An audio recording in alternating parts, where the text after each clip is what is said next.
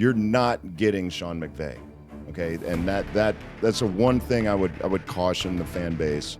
One concern that I have, what kind of experience does he have in developing a quarterback? The challenge with hiring a coach that's never been a head coach before is and he'll go again. And this is intercepted. That is Rob Fredrickson. He's taking it into the end zone. Touchdown, Arizona.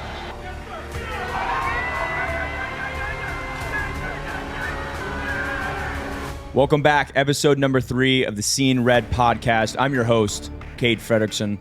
Alongside me, my father, Rob Fredrickson, 9-year NFL vet, 4 years with the Arizona Cardinals. Pops, we have some breaking news, baby. break it. Let's hear it. Mike LaFleur is your new Arizona Cardinals head coach. Let's dive right into this. Initial thoughts on the hire. Well, I think we ought to talk about what happened up in Seattle. The Arizona Cardinals going up to visit with Clint Kubiak. Obviously didn't come away with maybe they did come away with what they wanted. Maybe they ultimately landed on Mike LaFleur, and that was the plan all along. But it's I'm not saying I'm shocked, because I think a lot of the prognosticators, a lot of people kind of in the business have been saying and speculating that Kubiak was leaning towards the Raiders, and that was almost like a done deal. Mm-hmm. Maybe the Cardinals were just kicking the tires on that, but they ultimately landed on Mike LaFleur. Cardinals have their coach now, yep. And now we can put this all behind us and move forward. Yep. Well, I just want to kind of go through LaFleur's milestones real quick. First of all, he's been coaching since 2014 all the way up until this point. He started off with the Cleveland Browns as an offensive intern, then kind of shifted with Atlanta, served as an offensive assistant. I served with them for a season, and then he really took his big strides with the San Francisco 49ers underneath Shanahan, and really helping that team get to the Super Bowl that year for that 3-year span against the Kansas City Chiefs as a passing game coordinator and a receivers coach. After that, he kind of went to the New York Jets under Saleh, offensive coordinator, having a young offense there with Aaron Rodgers. And then he went to the Los Angeles Rams, hired as an offensive coordinator up in the booth, not calling plays, but helping Sean McVay there with offensive strategies.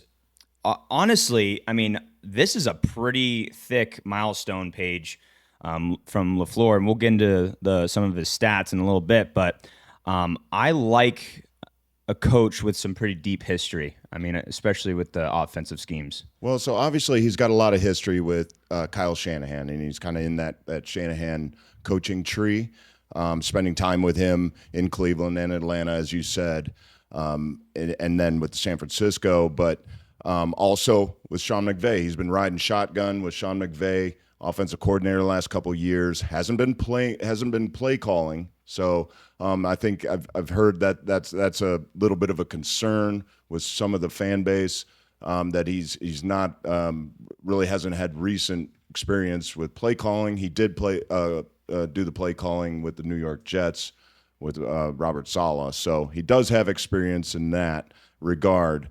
I think this is a hire that will go a long way to allaying the concerns of the Arizona Cardinals fan base, and it feels like this is a good move because it's kind of a double whammy, right? It takes away somebody from the NFC West opponent from the Rams, also has intimate knowledge in the Shanahan system. So it's something that can potentially hurt our opponents and also benefit the Cardinals. Okay, so now it just brews up the question, when a new head coach gets hired, what's the first thing players actually look for? What's the first thing going through the player's mind?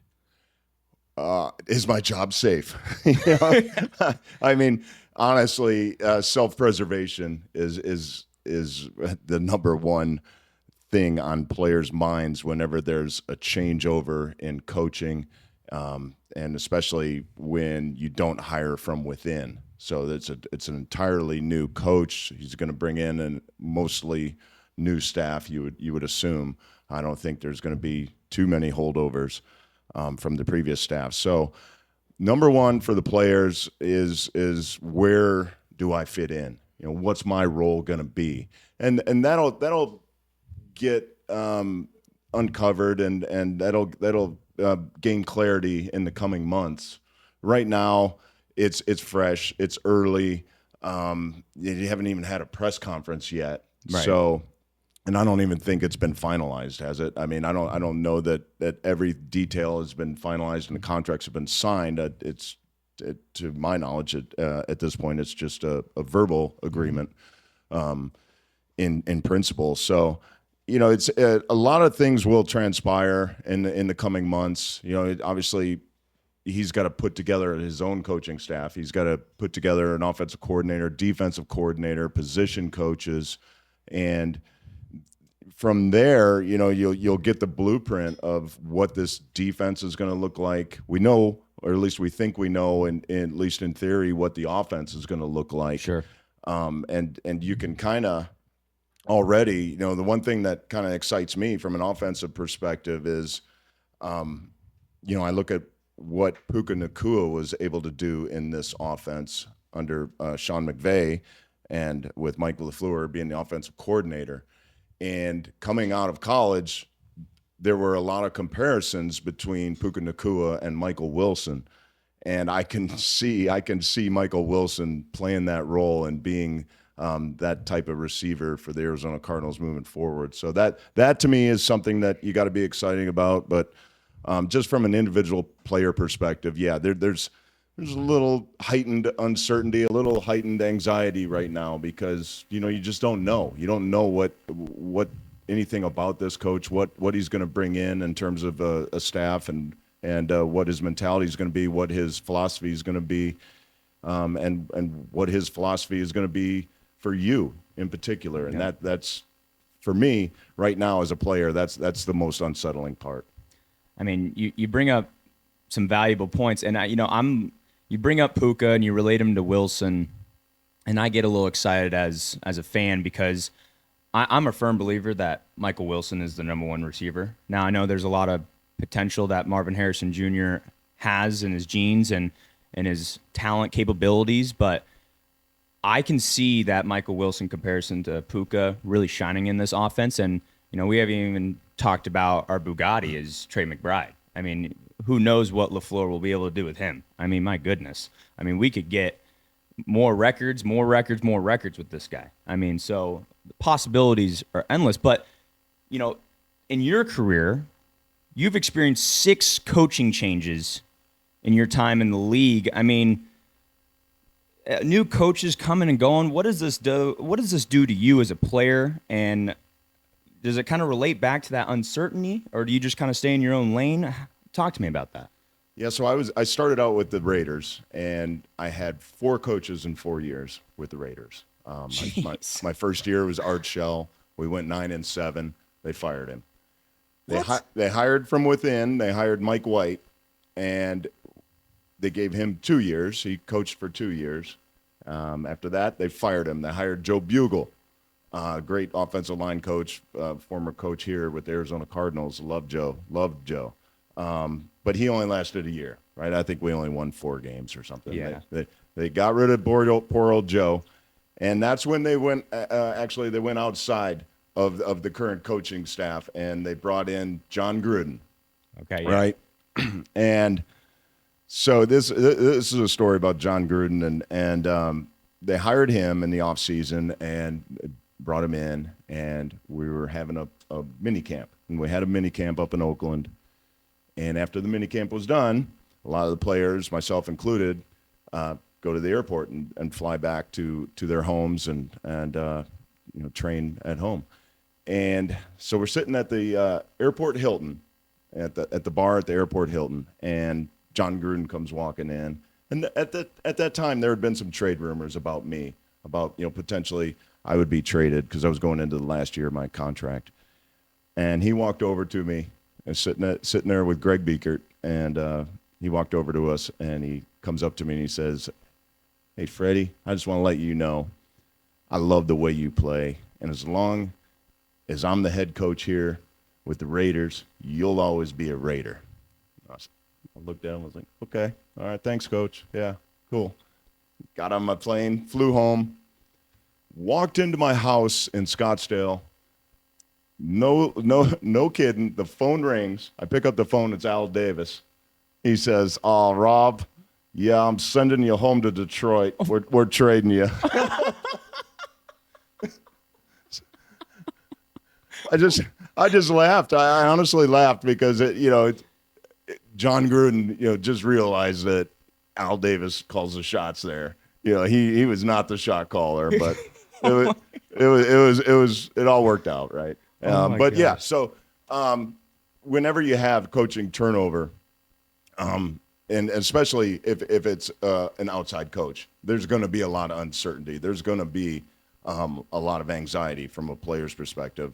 I had a couple coaches with the Cardinals, started out with Vince Tobin, and had him for a couple of years, and then they let him go, and they hired from within, Dave McGinnis. And Dave McGinnis, was a great guy, love him, players coach, just the players all loved him, but we were running the same defense, same scheme, same offense relatively, so there wasn't really any change. There wasn't any anxiety because we were just going to run it back. We were going to do the same thing.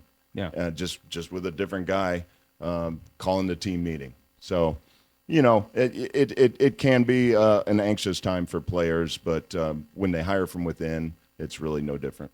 Yeah. Wow. I mean, John Gruden. I mean, you hear so much what he's doing now in the media, and the fact that you had that cool of a story with him. Yeah. It's not often you can bring that up. Yeah. That's pretty fun. I love that. So I mean, look, there's some quick statistics on LaFleur. What I have here, that he in 2024 he guided the offense 10th in passing yards per game, 15th in total yards per game. 2023 his offense finished 11th. This is when he was with the Rams. Again, I'm excited. I know he's a first year guy, and he doesn't have head coaching experience underneath his belt, but I have a lot of high hopes. It's fresh. I got to rename my car. Yes. We got to figure that out. So maybe people can go to the comments on YouTube and help us out naming Cade's car. Previous car was called the Gannon Cannon. It sounded so smooth. It was the GC. Hey, you pulling up in the GC? Yeah. It just sounded so smooth. Yeah. Well, I thought a good name would be Trey McRide. Oh. But I don't know. Hopefully, you guys out there can get on the YouTube and leave a comment what Cade should name his car. But thinking about going back to Mike LaFleur, one concern that I have, I don't know how big of a concern it is, but what kind of experience does he have in developing a quarterback? Okay. Mm-hmm. There wasn't a lot of success when he was there in San Francisco in developing a quarterback. Trey Lance, I think he was there at that time. That didn't really work out. In New York, who was the top draft pick that New York had? I forget his name. Zach Wilson. Zach Wilson. That didn't really pan out. So. And then, with the Rams, obviously, you're not developing a quarterback. You're not developing Stafford. You have your guy. Okay. So that to me is an area of concern. Maybe that can be alleviated with who you hire as an offense coordinator and quarterback coach, because you are going to have a new quarterback at some point, whether it's this year or next year. You are going to have what we all hope to be the franchise quarterback for this team. And no kidding. If you cannot develop that player, if you struggle with that, that's going to be an issue, because you really haven't had to do it with the Los Angeles Rams. You've kind of just pushed play and let Stafford run it, because Stafford is so elite in that regard. So that is a potential concern. We'll wait and see. some names that kind of get revealed in terms of who they're looking at for offensive coordinators and defensive coordinators and the position coaches. Again, that to me, those are the most important hires. Those are the coaches that spend 95% of the time with the players and really do the teaching and do the drill work and do the review, the film review, and really spend the bulk of time with the players. So that those position coaches and coordinators, to me, are, I don't want to say it, but they're more important than the head coach. Wow. Yeah, I mean, that doesn't sound like a crazy take to me. Yeah. I mean, fans, we tend to blame coordinators, right? But we ultimately will blame the head coach at the end of the day. But yeah, you're right. I don't think from a fan's perspective, your team's going on this bad skid of play calling and whatnot. I mean, yes, fans do blame coordinators, but they don't get enough of that because you're right. They have such an important role. If you guys have been enjoying the episode and the previous episodes we've been doing, make sure you subscribe to Seein Red podcast here on YouTube. Follow us on all social media platforms, TikTok, Instagram, and be sure to subscribe. Comment down below your thoughts on Mike LaFleur, what you think he will do for the Arizona Cardinals, your predictions and such, season predictions, and so forth. Kind of transitioning a little bit, I want to talk about fan-player perspectives here regarding the head coach. I'll go right into it. Yeah. So for me, when I kind of see an offensive-minded head coach getting brought in, I really want to emphasize the offense. We have a lot of talent on the offense: Trey McBride, Marvin Harrison Jr., Michael Wilson, and James Conner in the backfield. I want to make sure that Mike LaFleur ultimately puts everyone in the best positions possible. That's my utmost important requirement for the head coach, just to see ultimate success week to week. Now, we don't have to be perfect per se, but I want to make sure that week to week you're seeing the X's and O's really play out and you're seeing a lot of progression, putting points on the board. Because I think that's what we missed a lot last year is I didn't mind the Petsing under center with Kyler and the tight ends down, but we lacked points. And that's some praise I'll give to Kingsbury is that we put points on the board when we had him. So hopefully with LaFleur, we get that because he had the number one offense with the Rams this past season. So that's like my first point I'll bring up is that I want to see some offensive production. Yeah, I think the players want that too. You talked about the difference between player and fan perspectives. I think that's what the players want too. They want to win games. They want to be productive.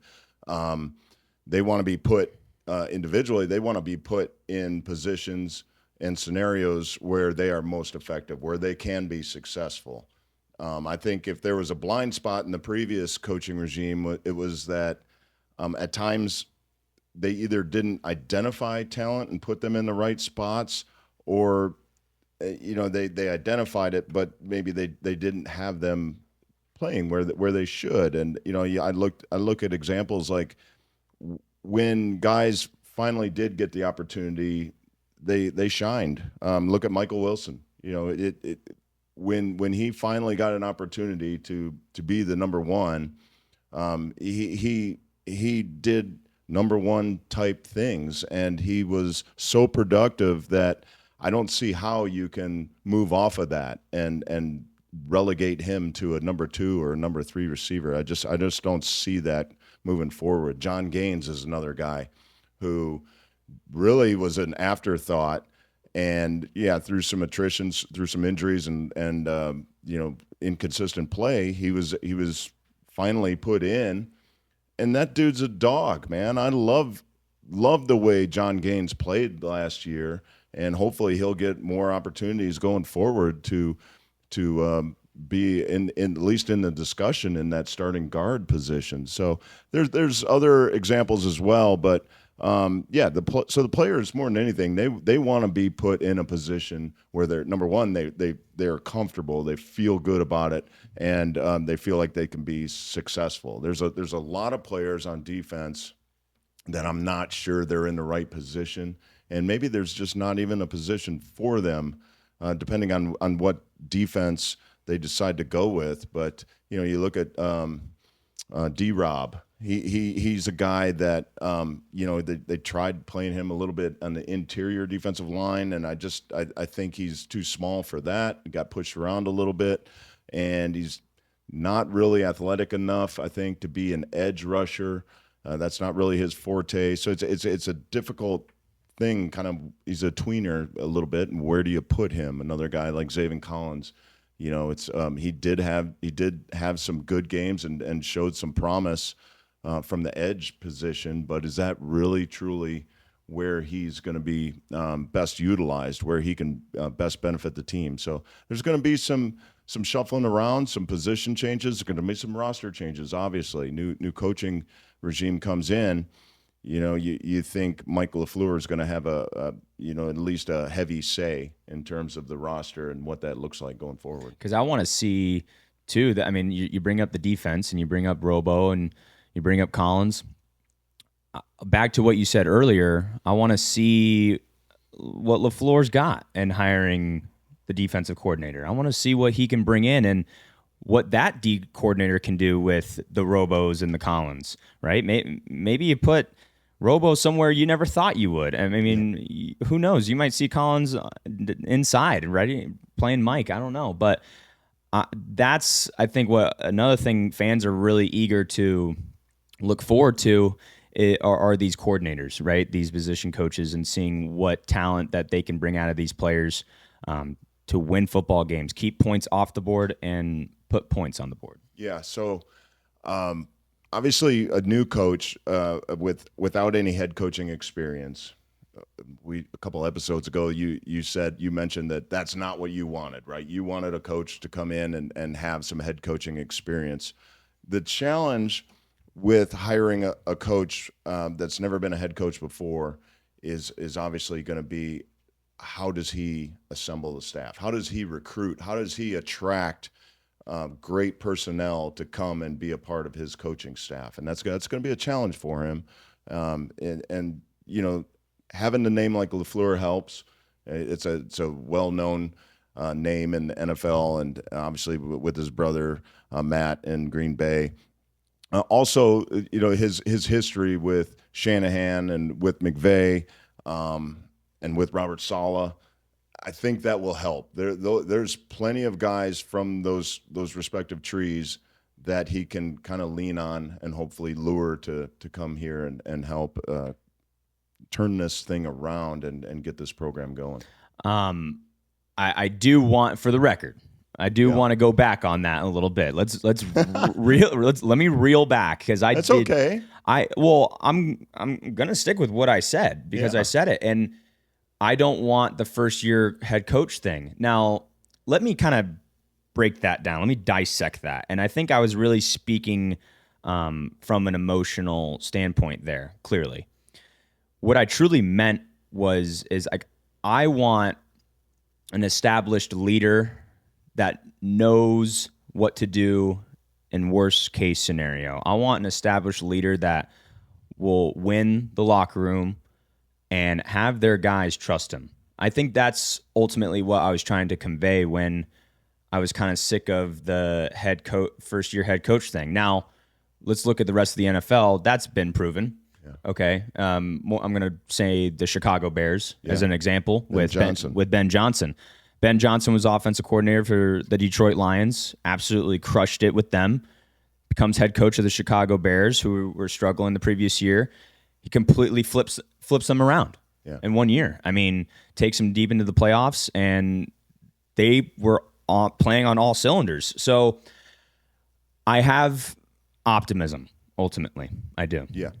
The one thing I would caution the fan base, I think the fan base is excited about Mike LaFleur. I think they will be excited about him.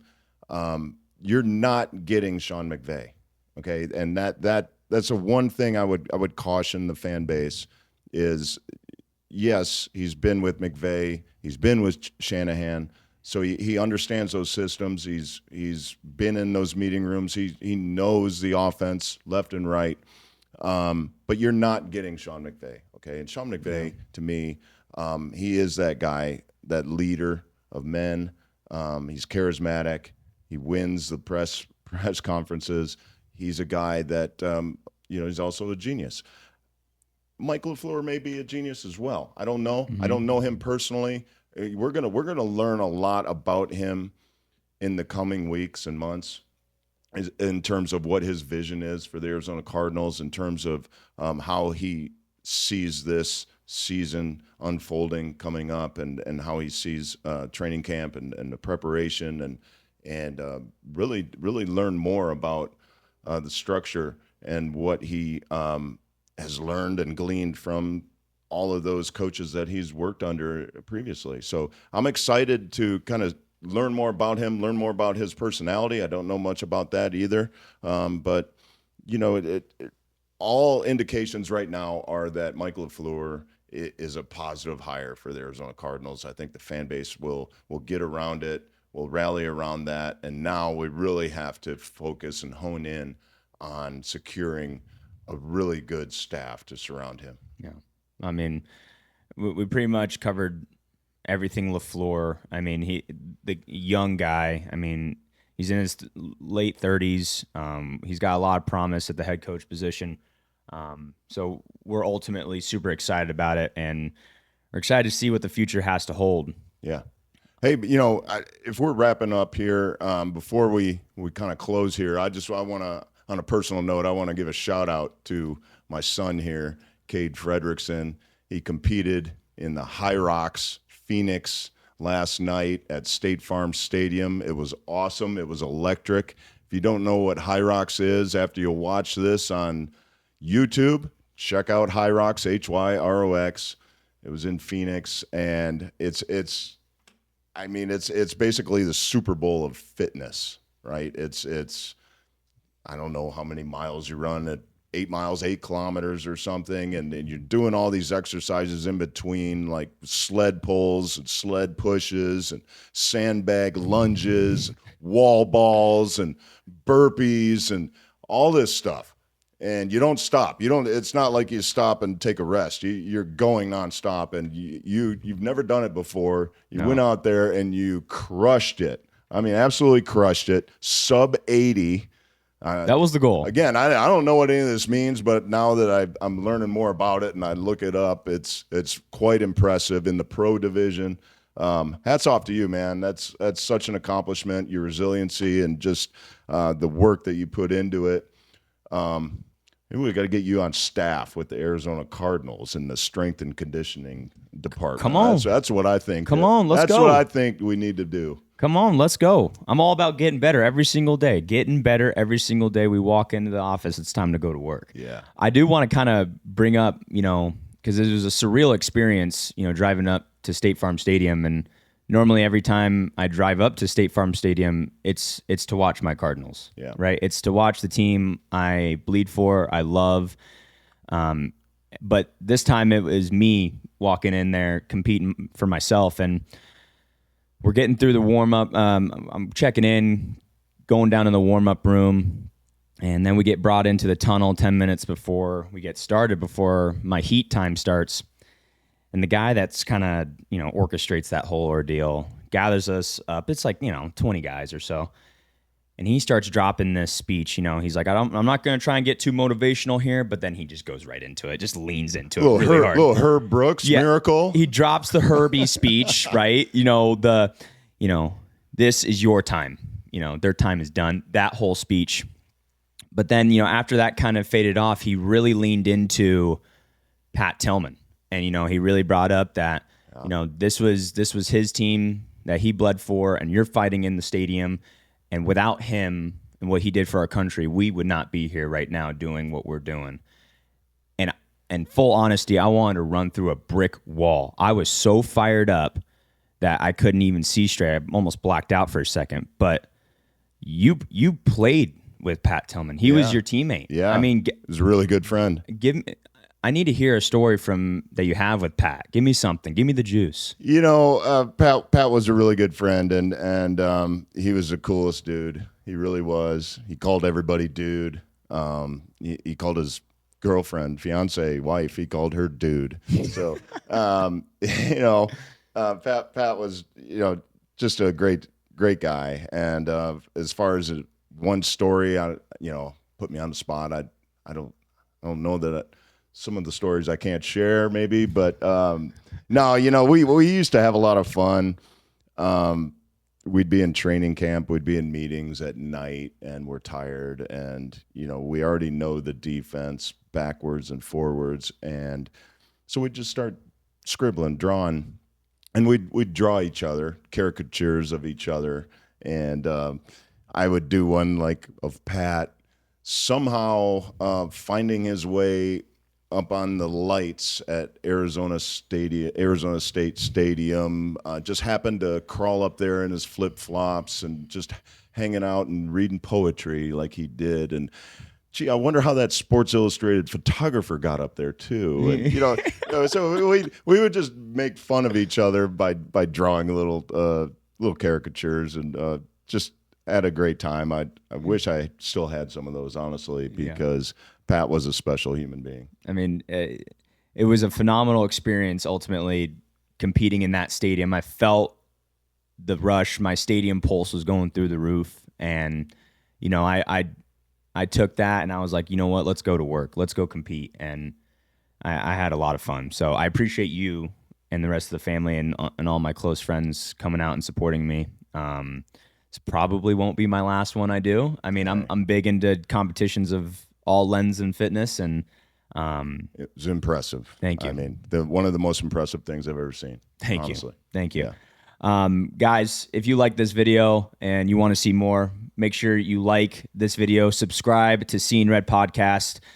Comment down below your thoughts on Mike LaFleur, what you think he will do for the Arizona Cardinals, and give me your season prediction, and just give me your notes. Give me your thoughts down in the comments. Pops will be sure to answer those, so just be ready for that.